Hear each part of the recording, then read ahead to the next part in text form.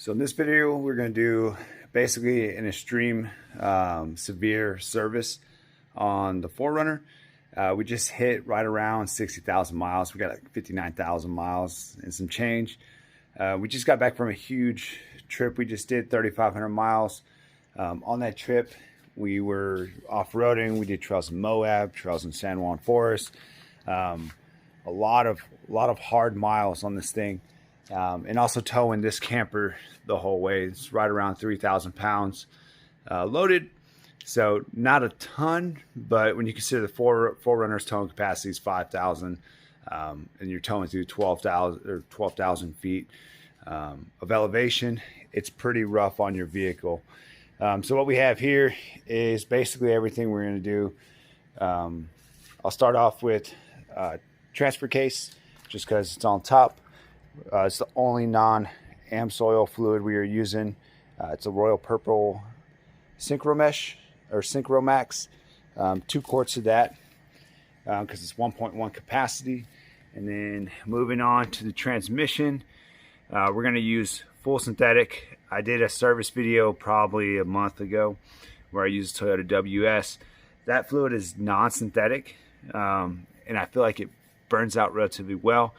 And I'm saying that from the perspective of somebody who off-roads, tows, does the whole nine.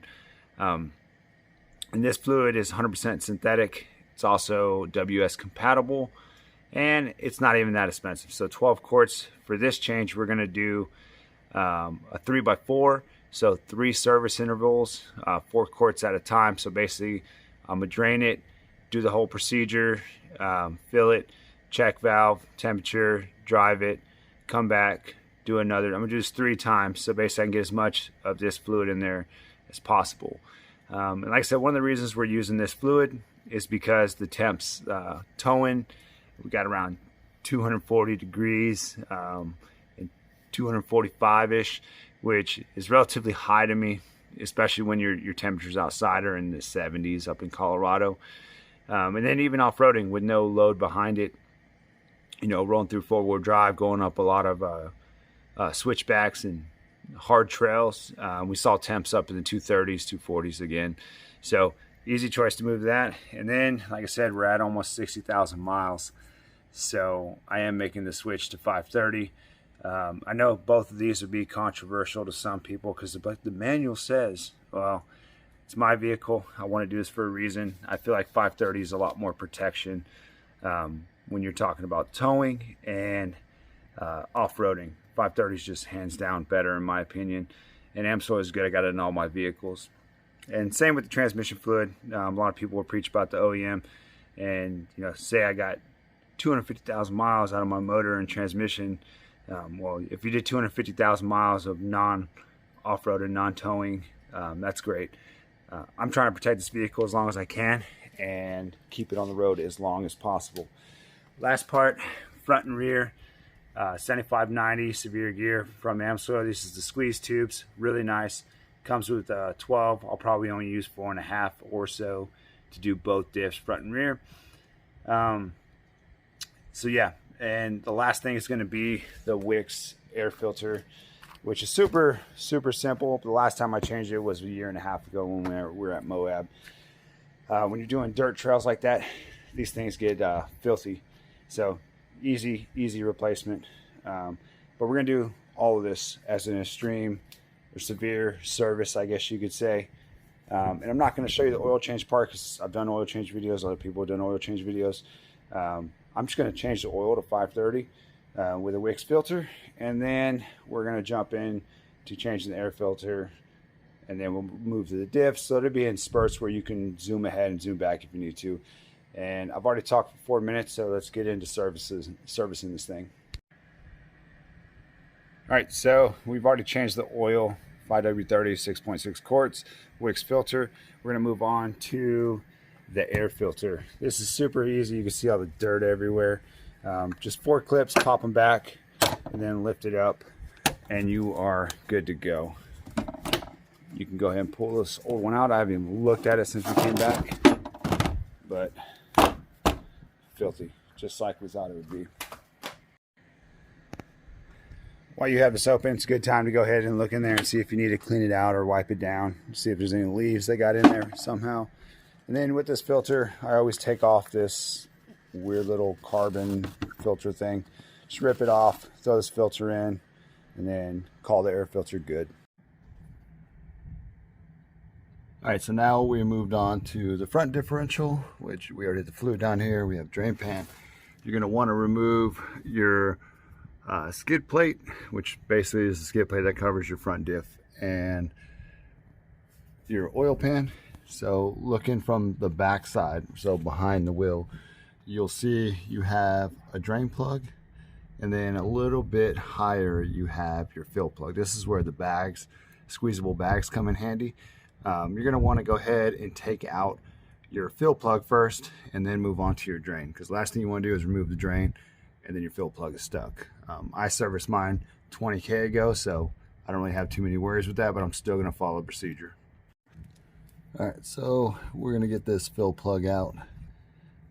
We already took the drain plug out, which is sitting right there. We have assorted washers for this too. See what this looks like after 20K of towing and hard wheeling. Still looks pretty good. So we'll throw the washer back on and then tighten this up and start filling. All right, so like I said, I got assorted washers that I got off Amazon to replace. So your old ones, they're like these pinch washers for the fill, and you see they get pretty smashed up. It's what a new one looks like. They're cheap, just replace them.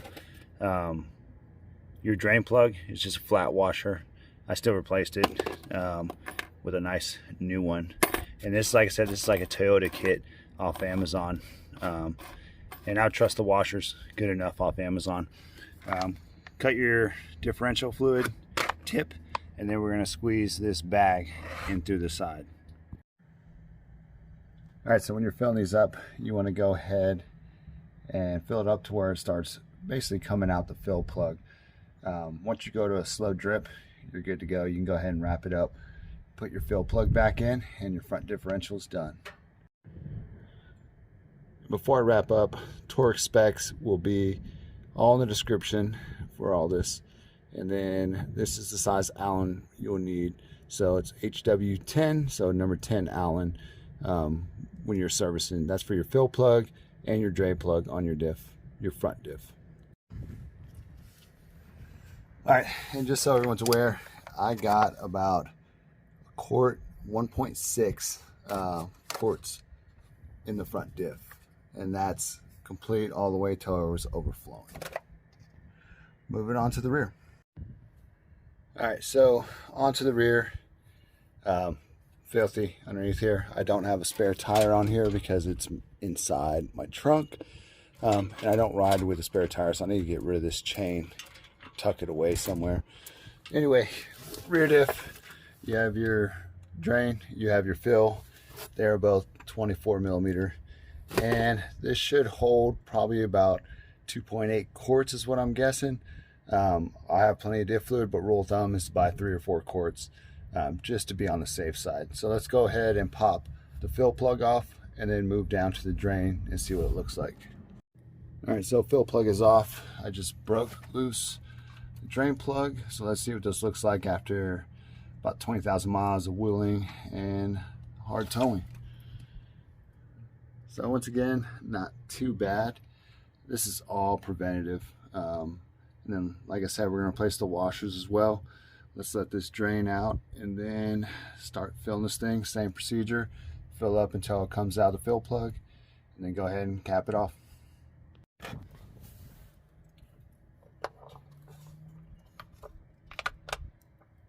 This is why we like the squeeze bags. Nice and easy.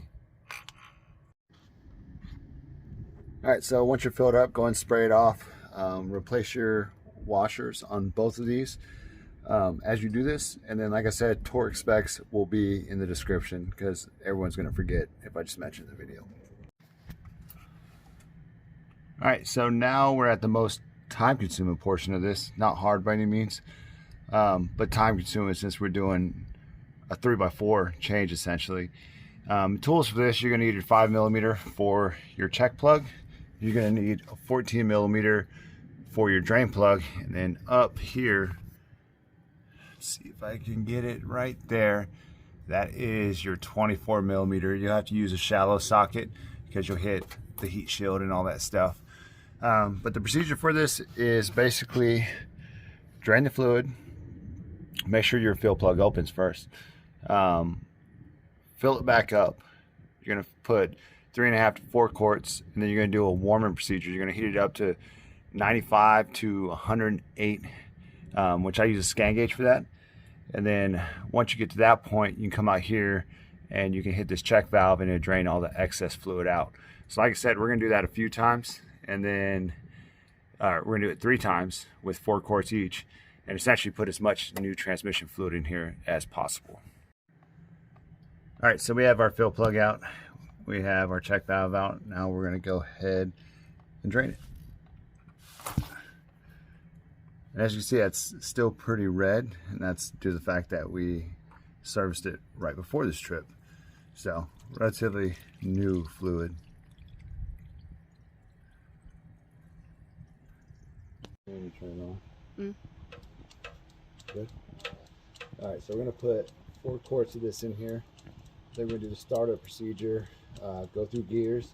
Once we hit the temp, we're going to hit the check valve. Like I said, we're going to do this 3 times total to get as much new fluid as possible in here. All right, so we have our 4 quarts of AMSOIL pumped in there. We're going to go ahead and start the vehicle, and then from there we're going to get it up to 104 to 113 degrees for the temp. Go ahead and start it. And in the meantime, we are going to use the gear shifter to cycle through the gears. So go ahead and go to reverse, neutral, drive, back up, and then we're going to cycle through. And this thing's already pretty much at temp, so we're going to go to the bottom and start the process of the check valve. All right, so we're up to temp. We're going to go ahead and pull this check valve and drain out all the overage.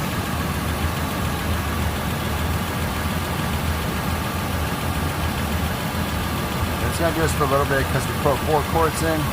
Not a big deal. Just let it drain out until it starts drizzling, and then go ahead and put your check valve back in.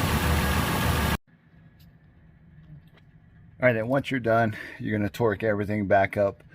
And then, like I said, if you're doing like a drain procedure like we are, you're going to go ahead and drive it. You're going to bring it back. You're going to let it cool off because you want to drain this thing about 87 degrees Fahrenheit. So scan gauge definitely helps. But then after that, go ahead and do the same procedure again, 3 times total, and you should have majority new fresh fluid and be good for a really long time. All right, so added in this is a key piece of maintenance everyone forgets, and that's greasing your drive line. So we're going to go under and we're going to do 3 to 4 squirts of grease in the drive line just to make sure it's lubed. So literally all we're doing, this is the right off the front differential, is your drive shaft, and you have a grease zert right here in between, and you can rotate this if you need to, but pump 3 to 4 squirts of grease in there. A lot of people miss doing this. It's a key piece of maintenance. And like I said, it's super simple. Just hook it up, 3 to 4 squirts of grease, and then move on to the rear. All right, so on the rear, it's the same thing. We're in front of the rear diff for this, and we're just going to take this. We're going to hook up the grease gun. I already wiped that zerk a little bit just to make sure there's no dirt. And then once it's on, we're going to go ahead and squeeze a little bit of grease in there. And like I said, you're literally just doing a few pumps of grease just to grease this drive line, and it's a pretty big miss by a lot of guys with Toyotas. So grease your drive line. All right, so now we're at the last step, which is completing the transfer case fluid change. And like I said, we're going to be using Royal Purple Synchro Mesh, and it's 1.1 quarts. Really simple change. Make sure you have some of your gaskets to change out on your bolts for your drain and your fill. And then the only tool you really need is a 24mm and a torque wrench to torque it up. All right, so looking at your transfer case, you have your fill plug up here and you have your drain plug right here. As with anything, always remove the fill plug first and then do the drain, because the last thing you want is your drain to come out for your fill plug to be seized in there. I've changed this out 20,000 miles ago, so it should be relatively easy to get out, and the reason I'm changing it again is because all the wheeling and towing. Easy reminder too, if you take the fill plug out, helps this drain a little smoother, a little quicker. Doesn't look too bad for all the wheeling, towing, and mountains and whole nine. All right, now we're gonna go ahead and swap on the new gaskets. Like I said, I bought these in a pack on Amazon. It's like a universal pack for your diffs, transfer case, and transmission. Swap these out. We'll throw the drain plug back in, and then we'll go ahead and start filling this thing up. All right, for the fill up, you're gonna wanna fill this until it starts running out the fill plug. Typically, it's about 1.1 quarts for that. All right, now that you reinstalled your fill plug, you're gonna go ahead and grab your torque wrench. You're gonna set it to 27 foot-pounds, and go ahead and do that for the drain and the fill. And then from there, your transfer case is serviced.